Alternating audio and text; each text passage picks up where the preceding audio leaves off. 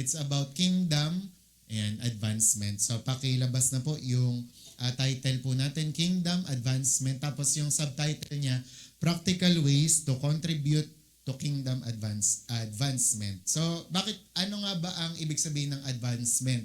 Tsaka ano ba ang nangyayari every time na nagkakaroon ng kingdom advancement?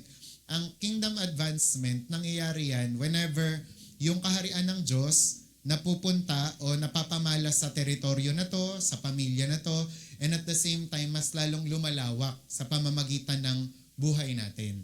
Okay? Kaya itong kingdom advancement na to, talagang passionately dapat i-pursue din natin to kasi kapag nagkakaroon ng kingdom advancement, maraming naliligtas, maraming gumagaling, maraming nadideliver, lumalaya sa kasalanan, di ba? At marami tayong mga nakikita na kagilagilalas na gawa ng Panginoon. Sabi nga dito, habang nagpe-pray din ako, sinulat ko to, yung sabi, hanggat meron ka pang nakikita na dapat magbago, umayos, mag-improve at mag-level up, kailangan mo tong kingdom advancement na to. Kinakailangan kung meron ka pang nakikita na dapat magbago, umayos, mag-improve at mag-level up, huwag ka dapat tumigil na manalangin. 'Di ba? Kaya nga tayo, ang prayer meeting hindi talaga yan natatapos, 'di ba? Ika nga kasi ang verse din natin, 'di ba? Pray without ceasing. Na dapat ang pananalangin natin tuloy-tuloy at hindi to natitigil. Ika nga hindi daw to dapat kumbaga parang patigilin ng bagyo, 'di ba? Kaya nga sa mga bago natin, hindi na dapat natin tinatanong kung may prayer meeting ba o wala, 'di ba? Lalong-lalo na kapag may mga bagyo, kasi yun nga yung natin panlaban sa bagyo. And kanina nag-chat si Tita Let, 'di ba, sa Putatan for All, doon sa GC natin na dineclare daw yung Metro Manila na may is a state of calamity. Ayan. So sakto kasi prayer meeting, 'di ba? And alam niyo naman yung power ng prayer na kapag pinagkaisahan natin na i-rebuke yung bagyo na yon, so napupunta lang siya sa China o kaya sa Japan. So kailangan ipag-pray natin yung bagay na yon. Pero yun nga, may nakita kasi akong post nung nakaraan na grabing binagyo yung China din, di ba? Tapos binaha sila. Tapos may comment doon na, ayan, kakakamkam nyo ng West Philippine Sea, binigay sa inyo yung West Philippine Sea, di ba? Kumbaga parang may mga ganun na Tapos kanina may pinasa rin sa akin si Ate Mer na yung China nga, talagang meron siyang nilalabas na Bible na pinapalabas doon na si Jesus murderer siya. So, ine-edit nila yung Bible, ginagawa nilang masama yung si Jesus. Kasi sabi nga nung balita, kasi di ba may persecution sa China na nangyayari sa mga Christian. Pero ang galing, kasi the more na pinapersecute yung mga Christian doon, the more na dumadami sila. The more na dumadami yung mga secret church, yung mga underground church, kaya ang galing. Kaya no choice yung China, kundi baguhin na lang yung Bible, masamain si Jesus. Tapos nakakatuwa din, yung sa North Korea naman, tsaka South Korea, dahil nga hindi makapasok yung gospel sa North Korea, alam niyo yung mga ginagawa ng mga taga South Korean, bukod sa todo nagpe-pray sila, na magising yung North Korea, tsaka balik yung unity sa North Korea at South Korea. Alam niyo ginagawa nila? Naglalagay sila sa mga bote ng mga part ng Bible.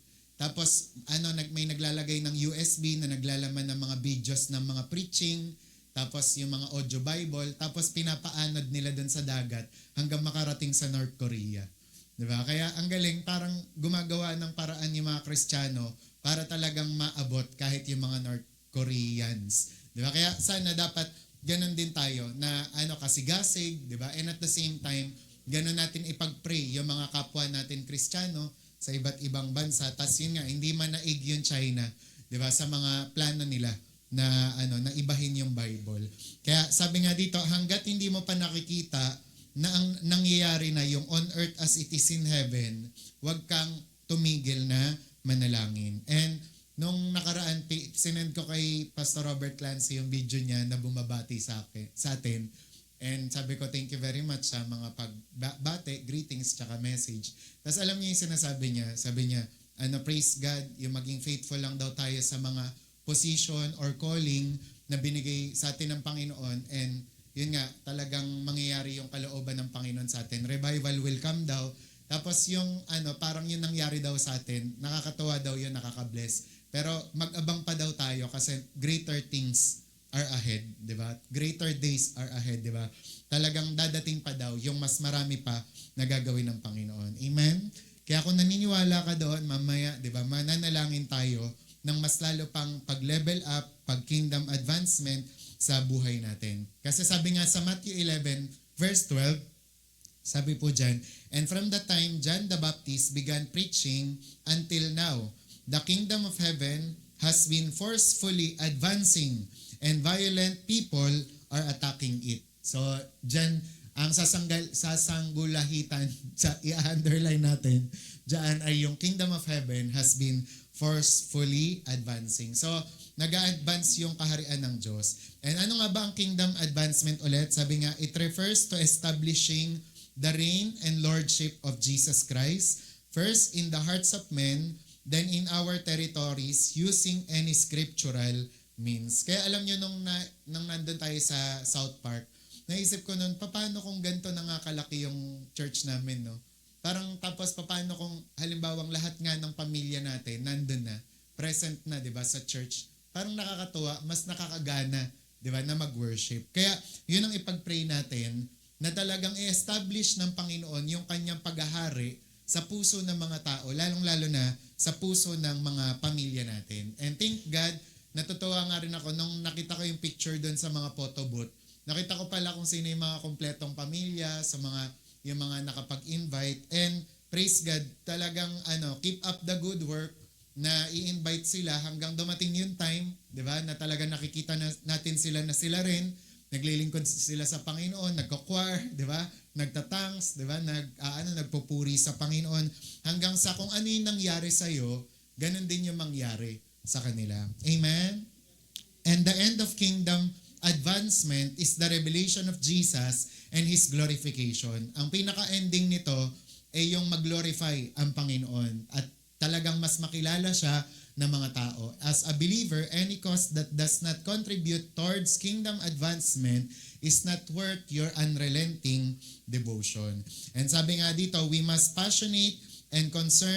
be passionate and concerned about advancing the kingdom of God. Because while being a Christian brings you to a relationship with the Father, it is kingdom advancement that brings nations and territories into that same experience. And natutuwa ako kasi parang noon kasi, hindi ko alam kung na-vision ko lang yon or na panaginipan din. Tapos nagulat ako, sabi rin ni Risa, alam mo kuya yung nangyari sa Ayala Malls, doon sa Cinema 3, nakita ko na yun noon eh. Kasi parang nung bigla ko daw sinabi doon sa altar call na bigyan niyo ng mic si Risa, biglang nag-flashback sa kanya yung vision or panaginip niyang ganon. And ako rin, nung nakakwentuhan kami, naalala ko nga rin na, nga, parang minsan sa buhay ko, parang nakita ko yung ganun, yung lugar na yun. And nagpapasalamat ako kay Lord kasi, di ba, inuunti-unti niya na i-advance yung kaharian niya, di ba? Una, sa MNHS, di ba? Sipin nyo na nakapag-anniversary tayo doon sa MNHS main. Tapos nagkakaroon ng mga, parang Holy Bible Day sa mga eskwelahan. Ngayon sa mall na, di ba? Parang nakakatuwa by faith sa mga susunod, sa Malacanang na tayo, di ba?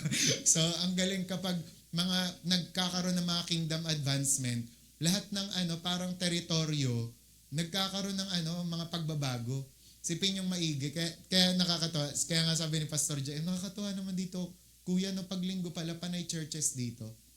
Di ba kasi andun yung CCF, andun yung biyaya ng Diyos, andun yung victory, di ba? Tapos andun din yung sandalay. Talaga naman, praise God.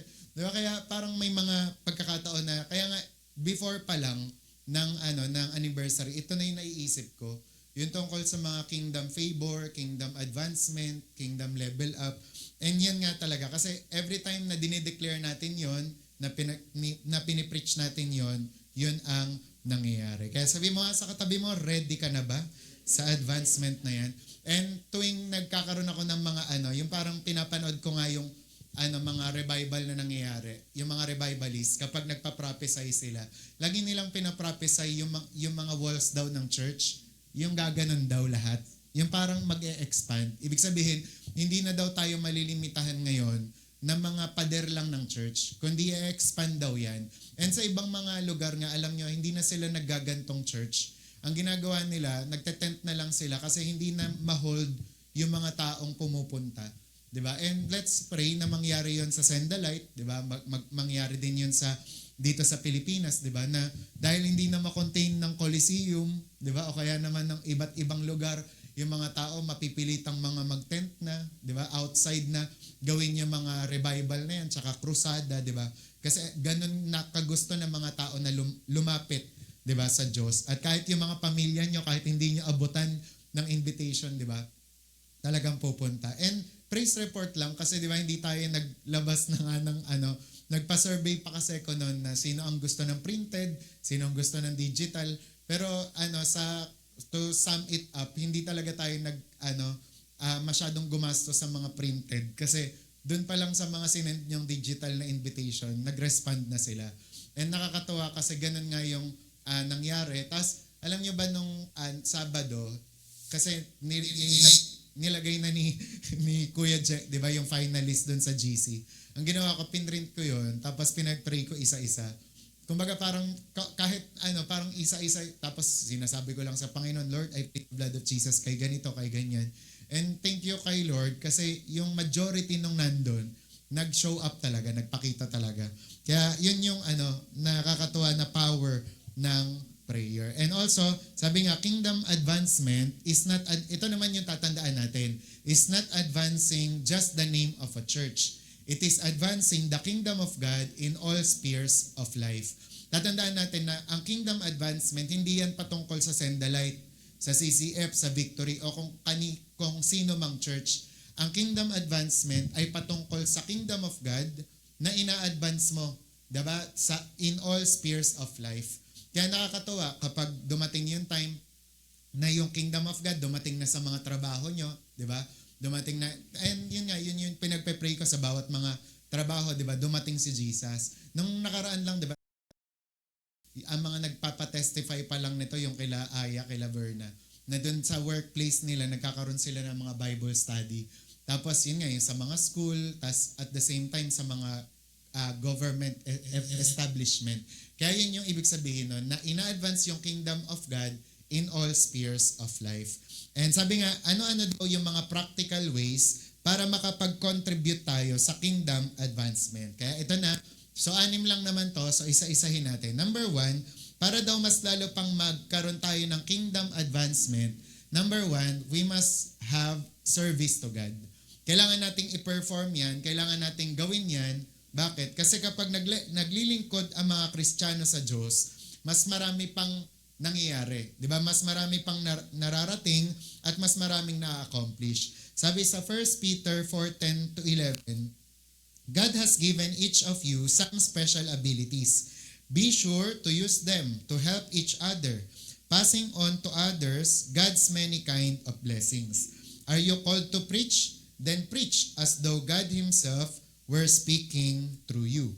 Are you called to help others? Do it with all the strength and energy that God supplies, so that God will be glorified through Jesus Christ. To Him be glory and power forever and ever.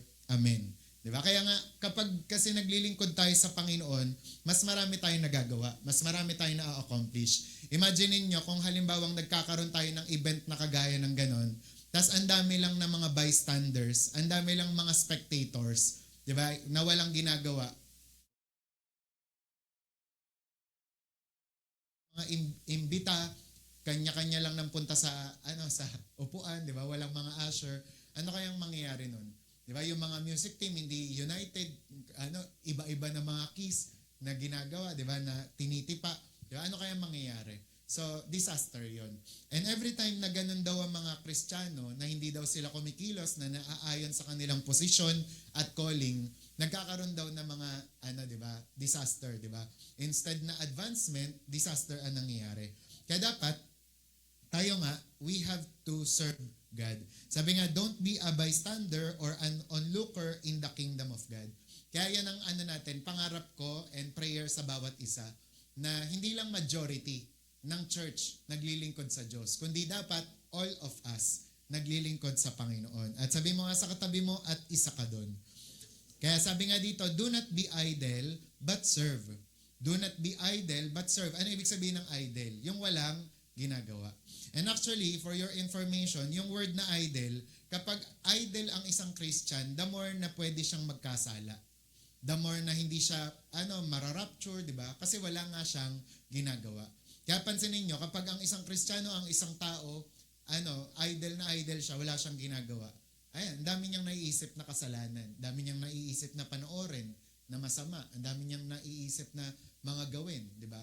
Kasi idle nga. Pero kapag naglilingkod, busy sa Panginoon, ayan, maraming na-accomplish. Kaya sabi nga dito, use your gifts, talents for the kingdom of God. And use your God-given position for the benefit of the kingdom. Na halimbawa nga, kung ikaw, HR ka sa inyo, o kaya naman teacher ka, o kaya naman engineer, dapat ginagamit mo daw yung di ba, yung position mong yon for the glory of God. Di ba? Na kung halimbawa ikaw, teacher ka, di ba, magdala ka ng magdala, mag-share ka ng mag-share sa mga estudyante mo. Di ba? Kung nasa office ka naman, gamitin mo yung opisina mo. Di ba? Kaya meron dito, di ba, mga nagpiprint ng sa office nila. mga yung mga kailangan natin sa church. Kaya pero yun nga, praise God sa mga ganon. Ang sample nga nito, di ba, yung halimbawa yung mga kagaya nila Joseph Arimathea, na ginamit niya yung posisyon niya para kunin yung katawan ni Jesus, di ba? Tapos si King Cyrus, ginamit niya yung pagiging talaga namang mataas niya para yun nga, makabalik ang mga Israelita sa kanilang bansa. Kaya dapat gamitin natin yun. And sabi nga, service in your local church is one of your greatest contributions to kingdom advancement. Sabi nyo nga dito. Sabi mo, dito sa church. Ayan. Yan daw ang pinakamatinding contribution mo sa kingdom advancement kapag naglilingkod ka sa church. Di ba? Kaya kapag tumutulong ka, kapag nag-a-usher ka, kapag tinatanong mo, Ate Mar, ano po yung maiaambag ko? Yan. So, nagkakaroon ng kingdom advancement. Sabi nga, no work done in the house of God is little or insignificant. Yan ang tatandaan nyo. Bakit sila may flag? Di ba? Ba't sila may hawak na tamborin? Ako wala. Di ba? Tagapalakpak lang ako. Again, no work done in the house of God is little or insignificant. Bakit sila leading servant na? Ako taga-saing pa rin. Di ba? No work done in the house of God is little or insignificant. Lahat po tayo mahalaga. Di ba? Ikaw nga kahit nga talagang ka dyan, yung magbukas-bukas ka lang ng pinto tapos mag-smile ka sa mga dadating. Napakalaking bagay na nun. May isip na nung dumadating na, ay, ang saya naman sa church na to. Di ba? Yung taga-bukas ng pinto, ini-smilean ako. Di ba? Amen? Di ba? Kaya nga si Gerald na nakaraan, nag-uusap kami tungkol kay Tita Baby. Naka-live ba tayo? Hindi. Tungkol kay Tita Baby. Sabi, nag-uusap kami. Parang sinasabi ko sa kanya, nabibless kasi ko kay Tita Baby kasi kung makapag-encourage siya, alam niyo yung todo encourage ka. Tapos parang nag-uusap kami kasi in the world full of, tapos bigla siyang may sinunod na pangalan. Full of nanay ganito. We need a Tita Baby na mag-encourage sa atin. Parang gano'n. So, huwag niyo na alamin kung sinong nanay yun. Diba? Yung parang kasi, pag punong-puno ka na nga ng dito sa mundo, diba? Yung parang bashing, yung mga pang-discourage na mga tao, kailangan naman ng tao, diba? Yung mga someone na mag-encourage sa kanila. And kapag ganun yung naging trabaho mo, diba? Yun ang ginagawa mo sa church. Malaking malaking ambag sa kaharian ng Diyos. Kaya sabi nga, as long as there is a need in the house of God that you are meeting, you are contributing to the advancement of God's kingdom. Kaya what are you waiting for? Maglingkod ka na kay Lord. Diba? Mag-serve ka na sa Panginoon. And thank God, diba? Kasi nung anniversary naman, nakita natin na yung parang ang galing kasi halos lahat may ginagampanan. Diba? Lalong-lalo na yung iba dyan. Yung iba dyan. Talagang gamit na gamit eh. Diba? Pinag-uusapan kasi namin ni Aaron, si Aaron sa bahay ni Ate Mar. Sabi ni Ate Mar, pag anniversary talaga natin, concert ni Aaron eh. No? Diba? Talagang mapalas year hanggang ngayong year na to. Talagang lahat ng special number nandun siya. Diba? Kaya dapat ganun din tayo. Diba? Talagang kung usapang bida-bida tayo sa kaharian ng Diyos. Diba? Yung parang, tapos nung nakatabi ko nga si Pastor Mon, Sabi niya, itong si Aaron no? Sabi niya, jack of all trades. Parang pag sinabing jack of all trades, lahat kayang gawin. Parang ganun. Kaya dapat ganun din, yung parang naglilingkod tayo to the best of our ability, di ba? Tapos masayang masaya. Di ba? Akala ko tapos na lahat ng special number. Biglang may spoken poetry pala siya. Di ba? At yun pa ang pang-last, di ba? So, praise God dun sa bagay na yun. Pero yun nga, and natutuwa ako na lahat may participation, di ba? Adult, tapos youth, di ba? Tapos YA. Yung YA talaga, malulungkot na sana ako sa kanila nung time na yun kasi ini-ismid nila ako. Hindi nila ako pinapansin yung mga suggestion ko. Pero ang galing, ang ending, nangyari pa rin, di ba? So, nag-80s pa rin sila na damit. 80s nga ba yun? O 70s? 80s, 70s. Modern 80s. Di ba? Pero, yun nga, salamat sa Diyos na pilit, di ba? Praise God na ganon. And gusto ko kasi lahat may participation. Nakakatuwa na na ganon. Tsaka, parang halimbawa, tingnan niyo yung mga mukha ng mga tao na nandun, kahit nga yung NHA, parang parang tuwan-tuwa sila, bilib na bilib sila sa mga nangyari, di ba? Napachat nga tuloy si Ira sa akin, sabi niya kasi ang sakto, di ba, ang preaching ko noon, yung he who began a good work in you will be faithful to complete it until the day of Jesus Christ. Kasi si Ira din, parang ilang beses na rin siya na natattempt na sumuko. Yung parang wag ko na nga, parang member na nga lang ako, balik na ako sa putatan, parang ganun. Pero yun nga, parang naisip niya daw nun, after ng preaching, tapos nung nag-altar call na nga, tapos yung parang, yung anniversary as a whole, nakita niya na, ay, kung kinaya nga nila, pastor, kaya din namin. Di ba? Yung parang, isipin niyo yung maigi, na kapag tayo, pinapakita natin yung paglilingkod natin ng maayos, di ba? Binibigay natin yung best natin, hindi tayo sumusuko, may mga na-encourage pala na magpatuloy. Tapos ang dami rin mga nag-chat sa akin na mga ibang sendalite, parang nakaka-bless nga rin daw yung mga nangyari. Pero, yun nga, kinuwento ko, halimbawa, yung kay Pastor Mon, kinuwento ko sa kanya na akala mo lang, pre, ganun lang yun. Last year kasi, iyak-iyak ako kay Lord, na parang sa part ko, ganun lang yung anniversary namin. Parang gusto ko kasi, di ba, pag kay Lord, bang, di ba? Big bang, pag parang talagang best. Pero yun nga, nung dineclare namin, nung time na yun, 2023 na, 2024, babawi tayo, hanap tayo ng malaking lugar. Praise God kasi nangyari talaga, di ba? Kaya yun yung sinasabi ko dito. Dami kong kwento. Ayan, so, ganun kasi. Kaya what are you waiting for? Maglingkod ka na kay Lord. Amen? Sabi, see yourself as a servant in church or outside the church. Pero yun ang tatandaan natin. Tayo, servant tayo ni Lord sa church, pero syempre, sa outside din. Diba? Lagi nating iisipin na mga lingkod tayo ng Diyos. Okay? So, pangalawa, prayer. Na-advance ang kingdom of God sa pamamagitan ng prayer. Sabi nga ng Matthew 9:37 to 38, sabi, then he said to his disciples, the harvest truly is plentiful, but the laborers are few.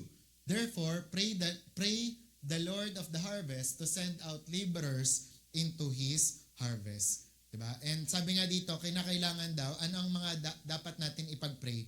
Pray for the kingdom of God to come. Yan, na dumating ang kaharian ng Diyos. And also, pray for more workers in the harvest field. Tapos, pray for more grace, utterance, boldness, and open doors, favor, and protection, etc. And sabi nga dito, prayer is powerful tool for the kingdom advancement. Sabi, believer must continue to pray for the salvation of souls and for people in the mission field. Diba? Hanggat hindi mo pa nakikita ng lubusan na yung pamilya mo naglilingkod na sa Diyos, ganyan ang kailangan mong ipanalangin. Kailangan mo na mag-pray. Kasi nga, ang prayer is a powerful tool. Naalala niyo yung sinabi ko sa inyo na si George Mueller, nung siya ay bago pa lang, pinagpe-pray niya lang yung kaibigan niya. Then years and years and years, napanalunan niya yung isa, yung dalawa, di ba? Hanggang napanalunan niya na overall yung 5 nga ba o 6, ganon. Di ba? Kasi kaka-pray niya. And we never know, di ba? Hindi nyo alam, di ba? Kaka-pray nyo, kakapunta nyo ng prayer meeting, prayer marathon, dadating yung time, yung dating pamilya mo o yung nanay mo na nagpe-persecute sa'yo, na nagsasabi sa'yo, huwag kang pumunta ng church, di ba? darating yung time siya na gigising sa'yo. Di ba? Para, uy, anak, mag-church ka na. Di ba? Kaya dapat pray tayo ng pray. Kasi prayer empowers believers to subdue the forces of darkness, fighting against our destinies and the advancement of the kingdom. Di ba? Kaya tatandaan natin na tayo, we need to pray. And meron nga akong book na nabasa ni Basak, yung kay Olokoya, tungkol siya sa capacity ng isang tao. Yan, by faith, maituro ko rin siya. Kapag daw pala halimbawa dinideclare sa langit, kunwari, itong si Gabi ay magiging ganto siya. Itong si Gabi ay magkakaroon siya ng ganito. Naaalarma daw, tapos nanginginig yung demonyo to the point na nagpaplano siya na, alam ko, hindi to talaga to, yung parang mapipigilan. Kaya ang gagawin ko, ide-delay ko na lang. O kaya, i-discourage ko tong tao na to, na manalangin, para hindi niya matanggap yung plano ng Diyos sa kanya. Tapos, di ba, parang minsan, tayo, na-inspire kasi ako dun sa ginawa ng youth na, theater. Di ba, title nun, yung Before It's Too Late. So, para siyang rewind. Di ba, kakanood nyo ng rewind yan. Hindi, joke lang. Yung konsepto niya, di ba, na sabi ni John Rex, ako ay ikaw! Ako ay ikaw! ako ay ikaw, yung pala, iisa lang yon. Diba? So, nag-gets ko na winawarningan pala ni John Rex doon si Justin. Na kapag di ka nag-ayos, mawala, kaya yung parang nag-travel back time. No? Pero alam niyo kung, halimbawa, kung sa Bible natin titignan, kung ano talaga yung pinakamagandang, kasi anong nangyari nun kay John Rex, from the future ba, bumalik ka sa nakaraan, tapos inano mo si Justin.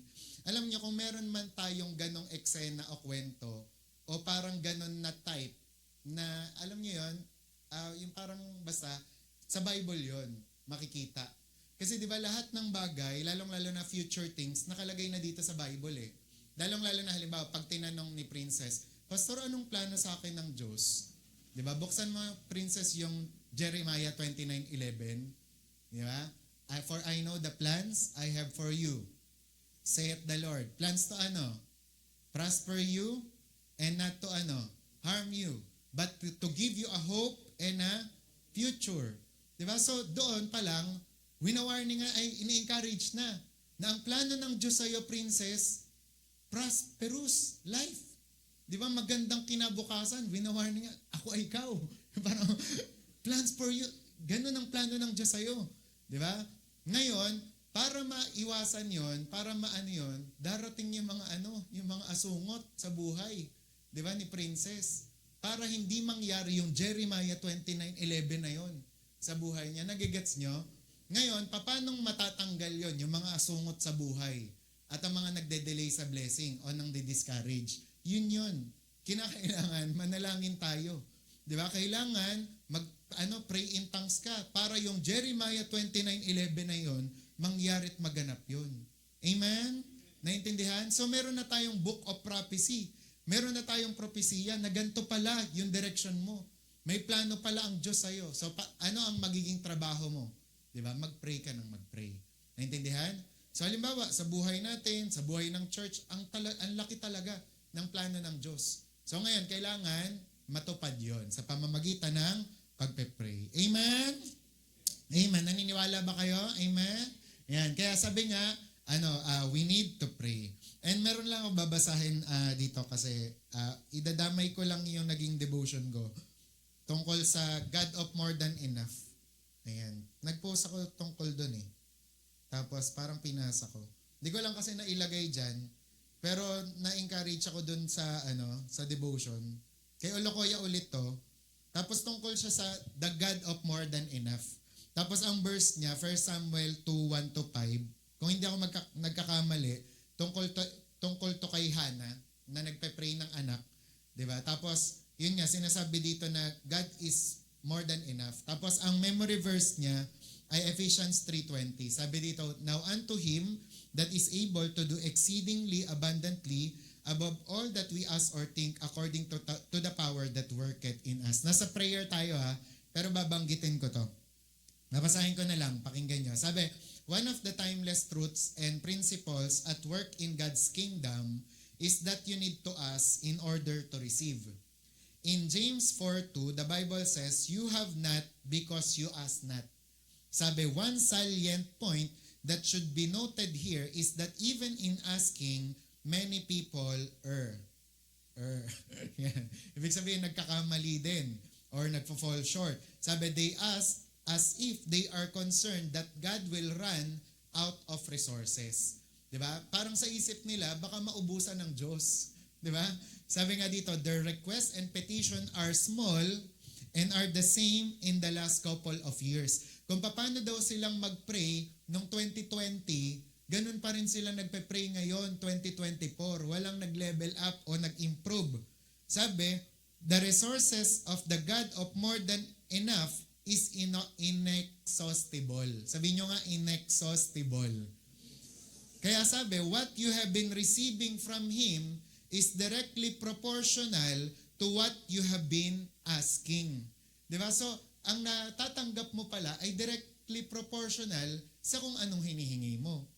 Kaya naman, ang sinasabi niya dito, small requests beget small miracles and blessings.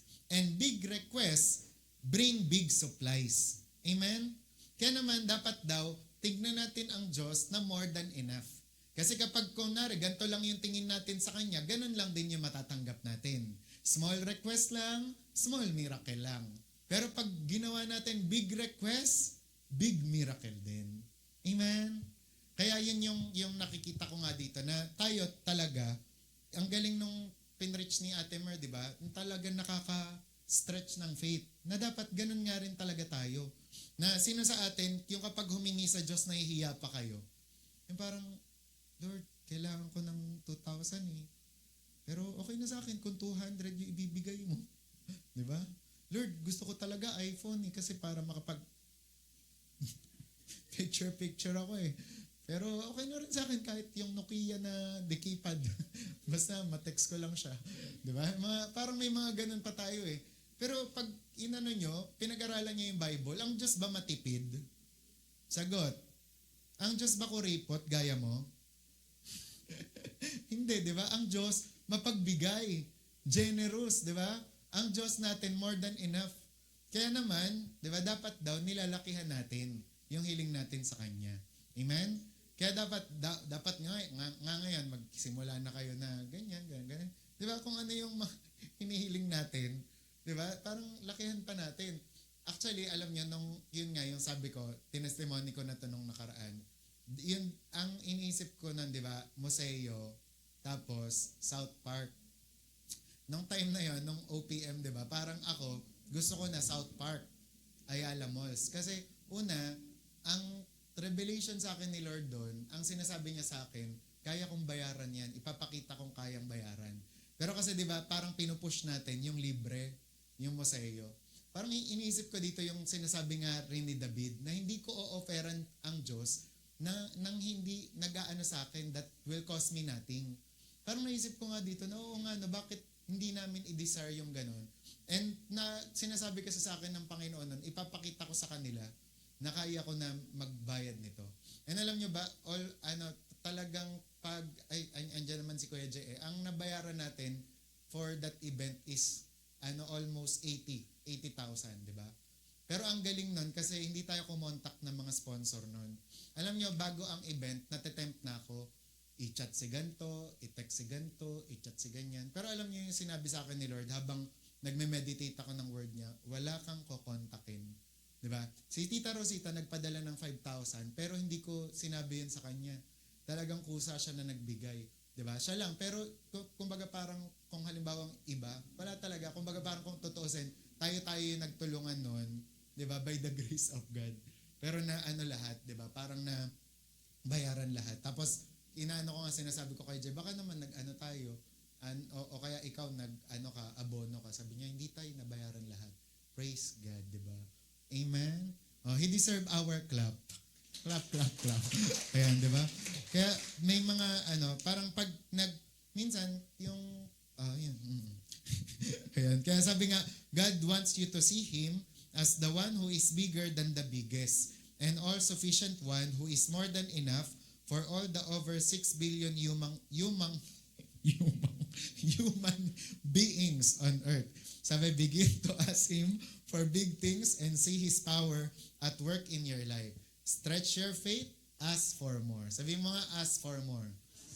Tapos ito pala, baka kasi, 80,000 pala yung nagastos namin. Ba't naman kami gagastos sa ganong event? Parang ganito naman paglilinaw. Hindi ka ba gagastos para sa mahal mo sa buhay? 'Di ba? So parang kung iisipin, worth it siya na gastos. Bakit? Kasi evangelism siya ng pamilya mo eh. 'Di ba? Kaya yung tsaka kung merong worth it na gastos for evangelism. Tapos kinompute ko kasi siya kung magkano lahat-lahat. Dinivide ko tapos sa kumbaga parang sa 250, lumalabas na nagbayad tayo ng 300 per head. 'Di ba? Compare mo sa sinihan ngayon na 350 hanggang 500. 'Di ba? Pumasok ka na, wala ka pang pagkain, natakot ka pa sa bandang dulo. 'Di ba? Pero itong event natin, praise God, 'di ba? Although ganun yung amount na natin, na yung parang nabayad natin. Bakit? 'Di ba? Pumasok ka, bless ka, puspos ka ng banal na spirito, naligtas pamilya mo, busog ka pa. 'Di ba? At may picture ka pa sa photo booth. 'Di ba? May souvenir ka pa. 'Di ba? Sulit hindi. 'Di ba? Mas sulit pa sa top sulit. 'Di ba? Kaya 'yun yung tatandaan natin na walang sayang sa Panginoon, tsaka lagi tayong hihiling ng malaking bagay sa Kanya. Kaya nga, ito yung ipagpe-pray natin mamaya. Pag-pray na natin yung lilipatan natin, yung malaking lugar. Kanina nagre-report si Aaron sa akin na may daw dyan, may lumobo dito na wallpaper. Tapos nung sinundot niya daw, ang lumabas tubig. 'Di ba? Kaya parang kailangan na talaga natin, and actually talaga kasi itong building natin, nung sinearch ko siya sa Google Map, ang lumabas na picture ang luma-luma pa. 'Di ba? Noon pa. Kaya parang itong building na talaga na to, luma na siya. Kaya dapat yung parang mag-desire na tayo ng more sa Panginoon, ng mas lalo pang malaki, maganda, 'di ba? Tsaka yun nga, yung mga natin, yung parang gusto ko talaga na yung parang lumawak pa tayo, tsaka maging ready sa pagpunta ng mga pamilya natin. Amen? Kaya kaisa ba natin kayo doon? Amen? Diba? Kaya magpe-pray tayo mamaya. And sabi nga, the Bible affirms that God is able to make all grace abound toward you, and that you having sufficiency in all things may abound to every good work. Tapos ito yung tatandaan nyo, itatak nyo to sa inyong puso. Sabi dito, it is God's good pleasure to prosper you. Amen? Hindi nyo ata naintindihan yun. Ulitin ko. One more time. It is God's good pleasure to prosper you. Amen? So ibig sabihin, masaya ang Diyos, pleasure sa Kanya, na payamanin at pasaganahin ka. Amen? Hindi siya nagsiselos, tong sitin, naka-iPhone. Di ba? Hindi siya nagsiselos na gano'n. Tong sitin, tong laptop nito, 50,000. Tong sitin, kung maka-request to, gusto mo. Diba? Parang hindi ganun si Lord. Kasi gusto niya, di ba, nabigyan ka. Di ba? Rachel, ito ang H100. Di ba? O Ella, ito ang ban. Di ba? Ban. Yan. And sabi, He will do that so that you can bear more fruits in your kingdom endeavors. Yung para mas marami pang bunga. Di ba? Ang magawa mo. God wants you to ask Him for more, and He will open the heaven of limitless supply for your life. Kasi imagine niyo, halimbawa tayo, nagkabas na tayo. Baka araw-araw, punta na tayo sa Mindoro. Di ba? Araw-araw, outreach na, di ba? Kasi alam ng Diyos at alam din ng demonyo kung ano ang mangyayari sa atin whenever God prospers us. Di ba? Pag pinrosper na tayo ng Diyos, mas marami tayong magagawa. Di ba? Kaya nga naman, dapat mag-pray ka ng mag-pray na mangyari at maganap yun. Di ba? Halimbawa, pag dumami na pera mo, alam ng Diyos at alam din ng demonyo na marami kang i-reach out. Di ba? Marami kang papakaining bata. Di ba? Kaya naman yung demonyo, hinahadlangan niya yan. Pero ikaw, huwag ka papayag. Pray ka ng pray. Blessing! Come to me now in Jesus' name. Okay? So, sana naintindihan nyo. And sabi, did you once ask Him for a seed? Ito, ang galing ng ang galing ng challenge niya dito. Humingi ka na ba daw sa Panginoon ng seed o ng buto? Sabi niya dito, bakit hindi mo siya hingan ng bunga agad o ng prutas? O kaya naman, ba't hindi ka humingi sa kanya ng garden? O kaya naman, ba't hindi bakit hindi ka humingi sa kanya ng gubat? 'Di ba? Bakit nga naman daw seed lang yung hinihingi natin? Pwede naman ganun. Naintindihan? Tapos eto pa, humiling ka ba sa Panginoon ng apartment? Sabi, do not stop there. Ask Him for a house. 'Di ba? Kung humihiling ka ng apartment sa Diyos, bakit hindi ka humiling ng bahay na talaga? 'Di ba? At ba't hindi ka daw humingi ng estate? 'Di ba? O ba't daw hindi mo hingin yung lungsod, yung city? And sabi, and a nation or even a continent. Grabe, no? Grabe yung faith niya. Kasi daw, posible lahat ng yun. Amen? Diba? Sabi, perhaps you once requested for a business idea from the Lord. Diba? Yung iba daw sa inyo, humihingi ng business idea. Pero daw, sabi, take a step of faith. Humingi ka na sa kanya ng kumpanya. Diba? Amen? Amen. Diba? Kasi, nga naman, yung classmate ko noon, sabi niya sa akin, kasi tinatanong ko siya, saan ka nagtatrabaho? Ganyan, ganyan. Sabi ko, sinasabi niya, ganyan. Tapos parang nagkukwento siya na, kasi ako hindi ako hindi ako mananatili sa ganito lang. Ang goal ko, maging CEO ng kumpanya. parang naisip ko lang, oo nga, no? Parang minsan, parang ang tao, kontento na lang sa ganon. Yung parang, pasok ako sa ganito, ganyan. Kaya nga ang Chinese, ganon ang nila, ayaw nilang yung parang pumasok sa mga trabaho. Ang gusto nila, sila yung may-ari ng trabaho, ng kumpanya, di ba, na pinagtatrabahuhan mo. Di ba? Kaya dapat ganon din tayo. Kaya tatandaan natin yung Ephesians 3:20 palagi. Amen? Kaya sabi nga, God is in the business of giving more. Di ba? Hannah asked him for a man-child, pero tingnan niyo naman ang binigay sa kanya, isang propeta. At syempre, binigyan pa siya ng marami pang mga anak. Kaya sabi nga dito, sabi, the God of more than enough is the one Apostle Paul described as being able to give you exceeding abundantly above all you can ever ask or think according to the power that works in you. Kaya sabi nga, ask for more grace, more wisdom, more anointing, more power and authority, more souls to win for God, more enabling for a holy and righteous living, more financial breakthroughs, more health, more peace, more joy, and more testimonies. In short, ask for more. Amen? Yan, ask for more. Kaya yan yung tungkol sa prayer. Sunod naman, pangatlo, preach the gospel. Ano yung maiaambag pa natin sa kingdom advancement? We need to preach the gospel. Matthew 9:35, then Jesus went about all the cities and villages, teaching in their synagogues, preaching the gospel of the kingdom, and healing every sickness and every disease among the people. Sabi nga, preaching the good news of salvation, what more practical way is there to advance the kingdom than sharing the good news of salvation to people? Sabi nga, evangelism is a powerful tool of kingdom advancement. It is direct and practical, giving unbelievers the opportunity to come to Christ. Ika nga yung evangelism, yan daw talaga ang pinaka dapat gawin natin. Tsaka yung pagpe-preach ng gospel. Sabi nga, pwede naman daw talaga tayong lead by example. Yung papakabait ka lang, di ba? Pero hindi daw yun enough. Kundi dapat i-preach din natin, i-share din daw natin sa kanila yung gospel para magkaroon sila ng opportunity na tanggapin si Jesus. Kasi kung papakabait ka lang sa harap nila, kunwari, behave ka, diba? Pero hindi ka nag-share ng gospel, kulang. Diba? Kaya dapat, ang gawin mo, behave ka na, diba? Mabait ka na, and at the same time, bigyan mo ng pagkakataon na mag-respond yung tao sa gospel. Okay? Pang-apat, supporting other workers in the vineyard. Sabi nga, a house divided against itself cannot stand. If you constantly discourage people working for God, you are tearing down kingdom work. And sabi, to support kingdom advancement, support people who are working tirelessly to do the work of God. Sabi nyo nga, ganyan tayo.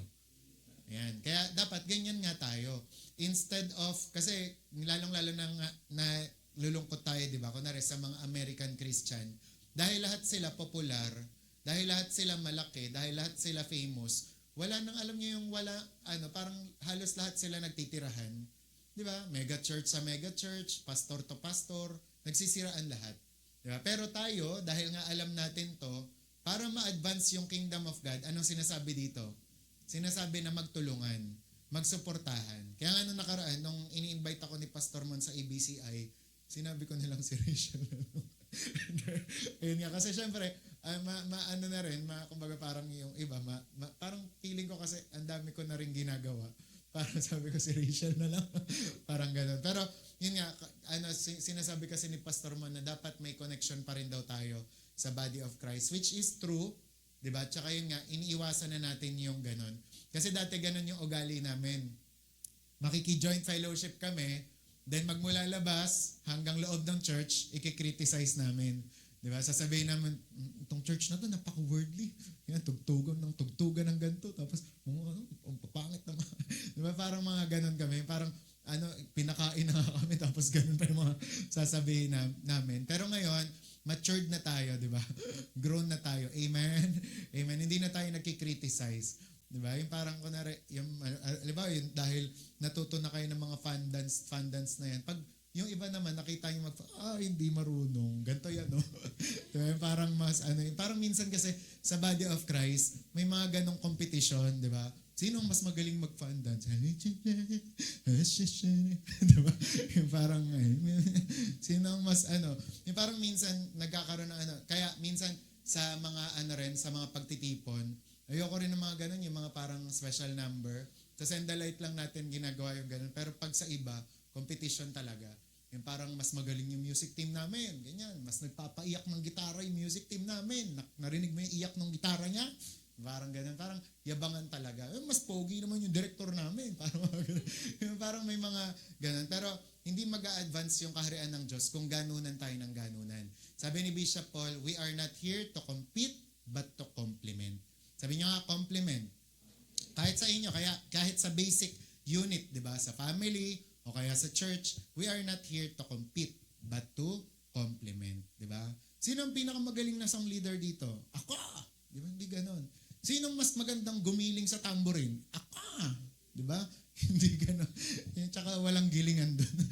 Di ba? Talagang hindi tayo pasikatan dito at payabangan. We need to support one another, each other. Okay? So, panglima, financing the kingdom. Ayan. So, isa sa mga kingdom advancement, di ba, na dapat nating gawin ay i-finance ang kaharian ng Diyos. Sabi nga sa Acts 43:2-37, and with a great power, the apostles gave witness to the resurrection of the Lord Jesus. And great grace was upon them all, nor was there anyone among them who lacked. For all who were possessors of lands, sipin yung maigi yan, or houses, sold them and brought the proceeds of the things that were sold and laid them at the apostles' feet, and they distributed to each as anyone had need. And Joseph, who was also named Barnabas by the apostles, which is translated son of encouragement, a Levite of the country of Cyprus, having land, sold it, and brought the money and laid it at the apostles' feet. Isipin nyo maigi. Di ba, na nung panahon ng Acts Church, mga nagbebentahan ng mga property, ng mga lupa, bahay, di ba, para lang sa advancement ng kaharian ng Diyos. Kaya, ganun din ang ini-encourage ng Panginoon sa atin. Kasi nga, God blesses us so that we can be happy and comfortable, but also so that we can contribute to advancing His kingdom on earth. Di ba? Kaya ka pinagpapala ng Diyos, hindi para lang sa sarili mo, kundi para ma-finance ang kaharian ng Diyos. Kaya every time God places resources in your hands, it is an opportunity for advancement of the kingdom of God. Kaya sabi nga dito, support kingdom projects with your money and other resources. Ano pa? Ito maganda tong sinabi dito. This is why believers should not suffer in poverty. Diba? Bakit? Kasi the absence of financial resources in your life will impede the quality of your living. Sabi, your contribution towards kingdom advancement and your potential to be a blessing. Kaya dapat pinagpe-pray mo na nga talaga, na Lord, pagpalain mo na ako para ma-bless ko na rin yung gospel, di ba? Yung parang kung hindi mo pa pinagpe-pray yung financial breakthrough, ipag-pray mo na ngayon. Di ba? Para nang sa gayon, mas marami ka pang magawa at mas marami ka pang maabot. Sabi nga, God has pleasure in the prosperity of His servant And He blesses us because He desires for us to live a blessed and abundant life. He wants us to provide financial resources for kingdom advancement and reveal the love and compassion of Jesus to a dying world in a practical and definite way. Kasi nga naman ang lungkot ng ganun, di ba? Halimbawa, mag-outreach ko na rin si Jess, mag-outreach siya. Uy, mahal ka ng Diyos. Amen ba? Amen puti. Di ba? Kaso gutom na po ako. Wala ka bang pagkain dyan? Sorry, wala rin ako eh. Di ba? Basta mahal tayo ng Diyos, okay na yun. Di ba? Pwede ba yung ganun? Di ba? Hindi.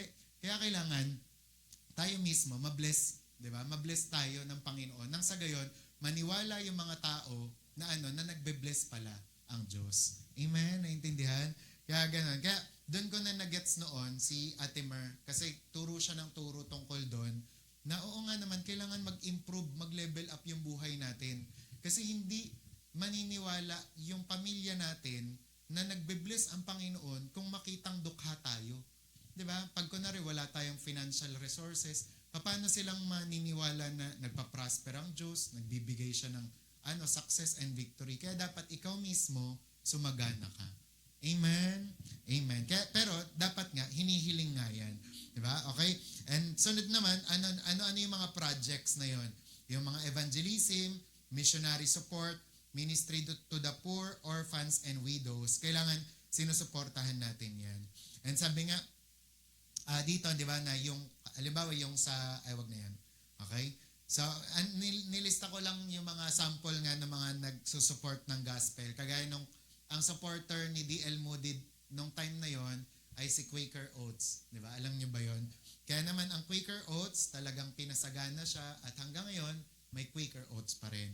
Tapos si Colgate din, nagbibigay siya ng 90% para sa church at para sa kaharian ng Diyos. Kaya naman ang Colgate ay Colgate pa rin. Kahit tapatan pa siya ni Pepsodent, ni Happy o ni Close Up, talagang namamayagpag pa rin. Mas number 1 si Colgate kasi bukod sa titer na siya, giver pa siya. Si Hershey's na chocolate, kaya andyan pa siya. Bakit? Kasi titer din siya at giver din siya. Si Heinz Ketchup, kilala niyo si Heinz Ketchup? Punta kayo sa mga restaurant, number 1 siya na talagang ginagamit ng mga restaurant. Laging Heinz. Di ba? Andyan si Del Monte, pero number 1 si Heinz. Di ba? And si Kraft, kilala niyo si Kraft? Kraft cheese, tsaka yung palaman. Ayan. So, giver din siya, titer din siya. Kaya naman ang Kraft ay Kraft pa rin ngayon. Although, mas gusto na ng nanay ang Ladies' Choice, pero ang Kraft ay laging nandyan pa rin. Talagang nakikipag-compete pa rin. Di ba? Ladies' Choice. Okay. So, si Mama favorite yan, Ladies' Choice. Yan. Pero mas mag-craft na tayo, ma. Kasi tighter yan. Di ba? Ganun. Kaya noon ayokong gumagamit ng close-up kasi hindi to tighter. Si Colgate na lang talaga. Tsaka sinasabi nga ni Ate Beck nun sa amin, yung mga brand daw na nagtatights, yun daw ang suportahan, yun daw ang gamitin nyo para may ambag tayo sa kaharian ng Diyos. Okay, so last na ito, represent the kingdom of God well. Sabihin nyo nga, well. 3 beses, well. The kingdom, represent the kingdom of God well. Ibig sabihin, pagbutihin mo na i-represent ang kaharian ng Diyos. Diba? Halimbawa, sasabihin, kasi di ba parang dapat ganun din daw kasi yung mga ambassador. Kunwari, si Gab. Okay? Gabriel Supnad Pancha, tinatalaga kita bilang ambassador ng Pilipinas. Magmula ngayon. Kaya dapat si Gab, aayusin niya na. Pag pumunta siyang Vietnam, di ba? O kaya naman Malaysia, di ba? Dapat hindi siya magkamalay. Di ba? Parang dapat hindi siya basta-basta na yung parang ganito at ganyan. Kasi dapat, he should represent the country, di ba, well. Di ba? Bakit? Kasi kung ano yung tingin sa representative o sa ambassador, yun na rin ang magiging tingin sa lahat. Ganyan pala yung Pilipino. Ganyan pala. Di ba? Kaya ganun din. Tayo, para ma-advance yung kingdom, kailangan natin i-represent yung kingdom of God ng maayos, ng mabuti. Amen? Para maniwala sila na, ay, ganito pala yung taga-kaharian ng Diyos. Di ba? Mala prinsesa pala kumilos. Di ba? Mala prinsipe. Di ba? Amen? Di ba? Kaya tingnan nyo, kaya nga tayo, di ba? Tinuturoan namin kayo ng lahat-lahat. Mabuting asal, manners, ethics, di ba? GMRC, di ba? Values, education, di ba? Kasi gusto natin maging kagaya tayo ni Jesus sa pag-uugali nang sa gayon, ma-represent natin ang kaharian ng Diyos ng maayos. Sabi nga, be a good ambassador of Christ. Let your light so shine before men that they may see your good works and glorify your Father in heaven. And sabi nga, to advance the kingdom of God on earth, believers must live as children of light. They must represent Jesus well as His ambassadors. Paul was an ambassador of Christ, and every believer is and should be. Kaya alam nyo kung ano ang sekreto para magpatuloy, halimbawa bumalik yung pamilya nyo, hindi lang sa event o anniversary. Ayan, represent the kingdom of God well. Kapag nakita ng pamilya nga ni di ba, ni Justin na, uy, naguhugas na ng plato si Tino. Di ba? Talaga naman kahit lola niya sasama na sa church. Di ba? Ganun yan. Pag nire-represent na natin yung kingdom of God well. Di ba? Uy, si George sipag na't napakagalang oh. Tingnan niyo, buong barangay ni George sasama na sa church. Di ba? Kasi kitang-kita yung pagbabago sa kanya. Amen? Di ba? Kaya dapat ganun. Pag nakita ng tita-tito ni Princess na, uy, baka na. Ibang-iba na talaga. Di ba? Hindi na yan mag-iintay ng event. Di ba? Kahit normal o regular Sunday, pupunta yan. Di ba? Amen? Amen. Kaya represent kingdom of God well. Hindi lang sa church, kundi dapat sa trabaho din at sa school. Next week may na kaya na? May pasok na sa school. Represent the kingdom of God well. Amen? So gabi paanong mag-aral at maging estudyante ang taga-kaharian ng Diyos? O dapat talagang parang kaharian ng Diyos, kaharian ng Diyos ang asal. Amen? Hindi, di ba? Pag si Gabi naging mayor, di ba? So dapat kingdom of God pa rin ang kilos. Amen po? And every believer is and should be. Okay, sabihin mo nyo nga, ambassador. Okay, kaya sa ating conclusion, sabi nga dyan, don't be a spectator in the kingdom of God. From now on, be a participant. Sabi nyo, participant. So let the kingdom of God advance in your hands. Join others to advance the kingdom of God so that more souls will come in. Okay? Carl, nailagay niyo ba yung prayer points? Wala. Nalagay. Ngayon, tayo na tayong lahat. Tapos may ipagpe-pray lang tayo dito na prayer points. Ayan, sasabay-sabay natin i-declare.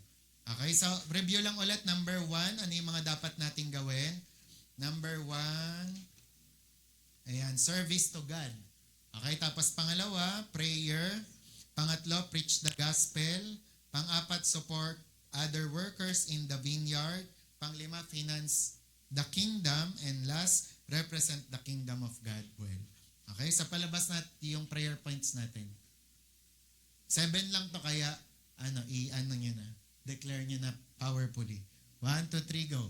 God of more than enough, I thank you because you can do exceedingly, abundantly, above all I can ask, think, or imagine in Jesus' name. Father, open the heaven of limitless supply for me and my family in the name of Jesus. Father, let the little things in my hand become 1,000 and the small one a great nation in Jesus' name. God of more than enough, give me more grace and power to serve you and fulfill my destiny in Jesus' name. God of more than enough, give me more souls to win for you in Jesus' name. God of more than enough, give me the favor and wisdom to run the affairs of my life and succeed in my divine assignment in Jesus' name. O God of more than enough, give me more faith and patience to inherit the promise in Jesus' name. Tatlong amen. Amen, amen, amen. Yan. So ngayon,